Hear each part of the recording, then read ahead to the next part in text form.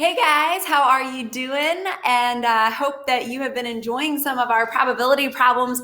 I'm going to try something maybe a little unconventional today. We'll kind of see how it goes. If you're like me, I still have a ton of Easter candy in my house. So what I would like us to do together today is something different, perhaps on a Friday, is maybe do something that we would do in class, which is kind of play around and begin to model some of these probability concepts. So what I'm going to do is I'm going to tell you some of the things that I would like you to have as we kind of just set this up. And if you have them, great. If not, you can just continue to watch the video. If you would like to model this, at this point, you can grab two solo cups or regular cups, glass cups, any cups that you have. So you need 2 cups. And then what I did is I grabbed, I think I grabbed 7 pieces of colored candy. So this could really be anything, and you don't have to have the colors that I have. So it appears that these are the colors that my family doesn't like. So I just grabbed Starburst. If you have jelly beans, M&Ms, anything that just has, I would say, a variety of different colors, go ahead and grab those. And I would say you don't even have to have 7. You can just play around with a variety of these to really see how this begins to pan out. And hopefully we can really begin to make sense of what we in probability call compound events. So if you want to go ahead and pause the video right now and go ahead and grab those materials, if you'd like to kind of follow along with me, you are welcome to do that. All right, so what we're going to do now that you have your materials, or if you're just kind of watching along, that's fine as well. What I'm going to do is I'm going to put 3 colors into cup number 1, and I'm going to see if I can label this. So that's cup number 1, and I'm going to put a yellow, an orange, and a pink inside of cup number 1. Whoops. No editing here. So those colors are in cup number 1. And then in cup number 2, let's see, I'm going to put a pink, 2 pinks, and 2 yellows. So I've got 4 in cup number 2. I'm going to label those. So essentially what I'm attempting to show you here is, let's say we had developed some sort of game where you had to maybe pull out a certain number of colors in a certain order, or we just wanted to generally see what the probability was of perhaps pulling a pink from cup 1 and then a yellow from cup 2. So maybe like a pink and then a yellow. So these are called compound independent events. So I'm assuming that I'm pulling something out of cup 1 and then I'm pulling something out of cup 2, and I'm not replacing any, or I'm not changing anything about the items in these cups. What I'm doing is they are separate events from each other. They're independent, and I'm just figuring out the probability of the 2 independent events. So what we're going to do is I'm going to actually show this to you as more of an area model, so you can begin to really conceptualize what this actually means in terms of solving for compound probability events. So what I'm going to do is I'm going to kind of put these colored Starburst up on my board here. And if you have a piece of paper, what I would like you to do is draw this square, and then you're going to kind of do the same thing along with your pieces of candy. Okay, so now that we're back together and we are attempting to really model what these 2 scenarios would look like in cup number 1 and cup number 2. So what I've done is I've taken my candies, and hopefully yours is now on a sheet of paper if you're doing this at home with me. And what I've done is I've just kind of shown you the different colors that were in each cup. So in cup number 1, we have a pink, an orange, and a yellow.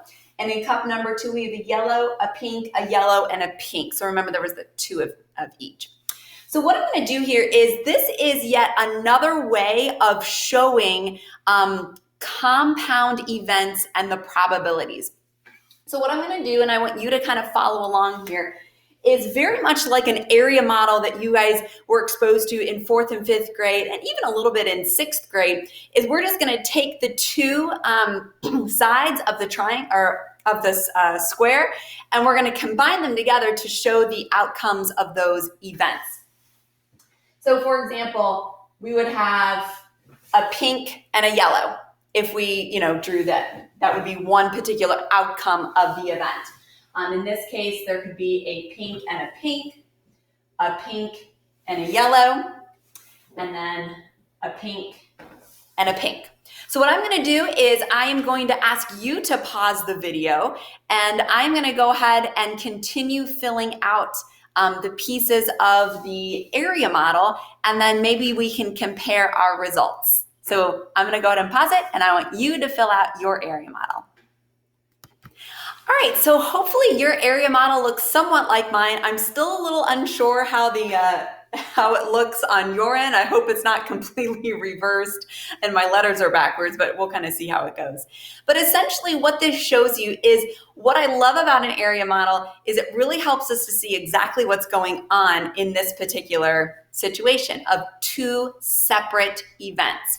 So I'm looking at this, and first and foremost, I see a 4x3 rectangle, which essentially means that there are a possibility of 12 total outcomes in this particular event, where I have cup 1 and I have cup 2 and I have these options and I have these options. So there are 12 total outcomes, which is very important moving forward. So let's say that I'm giving you an example and I say, okay, I would like to know the probability. So remember, we denote probability with that capital P. So a probability of pulling a pink from cup 1 and then a yellow from cup 2. So it has to be in the order of a pink and then a yellow. So what is nice about this is because all we have to do here is literally count how many of the PY combinations there are out of the total 12, which will give us our answer for the probability. So as you can clearly see, there is 1, 2. There are two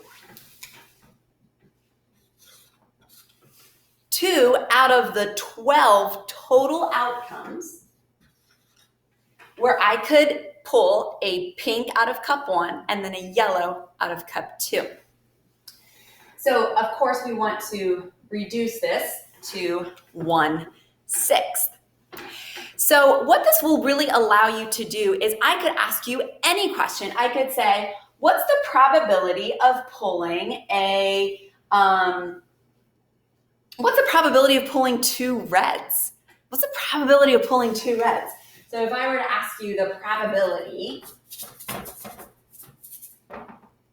of pulling a red and a red, well, you might look at me and say, Ms. McCourtie, what do you mean a red and a red? Well, think about it, guys. Is there a red up there?